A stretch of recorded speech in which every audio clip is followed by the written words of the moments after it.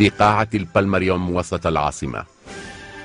غضب بورقيبة الذي كان يتابع الخطاب على التلفزيون من أطروحات ضيفه الوحدوية والمعادية للغرب، فأدرك الاجتماع على عجل وأخذ الكلمة من القذافي.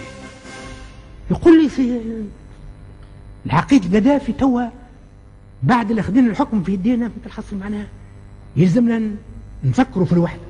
قلت له معقول فيها بس نفكروا فيها تفكير فيها، نبدأوا بشوية بشوية، ما نجيش نعملوا نعلان هاو حطينا عملنا جمهورية لا سيما انها جربت الامور هذه. كيما عمل عبد جمال عبد الناصر وحده مثل حصل وحده وتفرتت وصارت الحاله هاك تشوف فيها الحاله مثل حصل نتاع مصر ونتاع سوريا وكذا. هو نفسه العقيد قذافي مثل حصل كما هو دخل في اتحاد مثل حصل مع سوريا ومصر والسودان وشنو فينه الله اعلم فين. سوريا ماشيه الجهه مثل حصل، السودان ماشي الجهه مثل حصل معناه فهمت. إذا كان نبقاو ديما في الحالة هذه من الضعف والوهن والتأخر العلمي والتأخر التكنولوجي والقافلة متاع التقدم متحصل سايرة إلى الأمام، ما يزيدناش قوة متحصل كيف نزيدوا 1.5 مليون في ليبيا على 5 ملايين توانسة متحصل معناها ونقولوا هوا متحصل معناها تقوينا ونتحدى امريكا. كيف تتحداها بعد شنو النتيجه؟ النتيجه تاكل تريحه.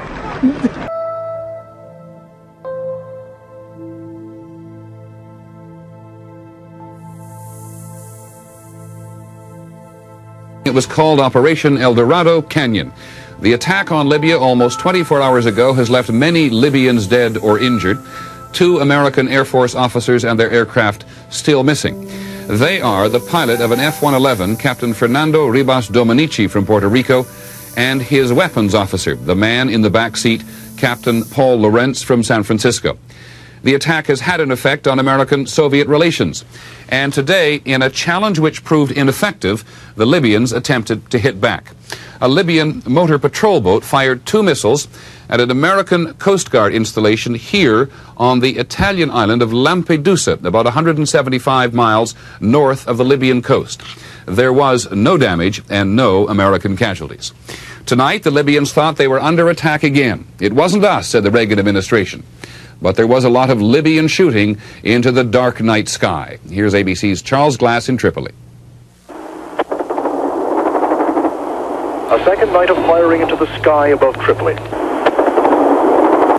If there were planes overhead, the Libyan anti-aircraft batteries clearly didn't bring them down. If there were not, it may be just a case of nerves among an increasingly worried Libyan population. Most of the Libyans were terrified during last night's heavy bombing raid. Last night's 2 a.m. air raid took the sleepy capital completely by surprise. Colonel Gaddafi himself was reportedly unharmed, and to prove the point, Libyan television showed footage of the leader apparently meeting with officials today. Among last night's casualties, 3 of the children of Libyan leader Muammar Gaddafi. Pediatricians said his 15-month-old adopted daughter Hanna died from the concussion of the bomb which hit Gaddafi's headquarters. Severely wounded were his 2 sons, 3-year-old Khamis and 4-year-old Saif al-Arab. Last night's raid took a heavy toll here. Libyan officials admit the hits on Gaddafi's headquarters and some military installations. But the Ministry of Information took us this morning to see for ourselves what damage had been done to one residential neighborhood. One of the damaged houses was the official residence of the ambassador of Japan. He said the U.S. may have been trying to hit an intelligence bureau in the neighborhood. If the American warplanes were aiming to hit the Central Security Force headquarters nearby, they missed badly. Instead, they killed innocent civilians and destroyed civilian homes. The French embassy was clearly hit in the raid, but worst hit of all were the homes of ordinary Libyans. One bomb, which left a 30-foot crater in the middle of the street, destroyed houses on both sides.